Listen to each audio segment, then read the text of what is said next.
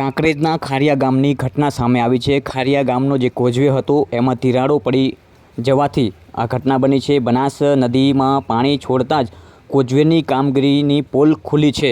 2021માં causeway પર લાખોના ખર્ચે ડામર કામ કરવામાં આવ્યું હતું।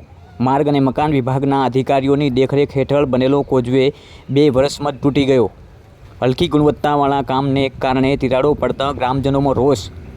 2017માં ખારિયા ગામમાં પાણીનો જે પૂર આવ્યું હતું અને એ પૂરના ધસમસતા પ્રવાહમાં 17 લોકોના મોત પણ નીપજ્યા હતા। ત્યારબાદ 2021માં જ આ કોઝવે ઉપર લાખો રૂપિયાના ખર્ચે ડામર કામ કરાયું હતું। હાલમાં કાંકરેજના મામલતદાર ત્યાં પહોંચ્યો છે, પોલીસની ટીમ તૈનાત છે। જે પ્રકારે દ્રશ્યો સામે આવી રહ્યા છે આપ જોઈ રહ્યા છો, હજી તો પાણીની શરૂઆત થઈ છે, ત્યાં તો આ રોડ તૂટી જવા પામ્યો છે।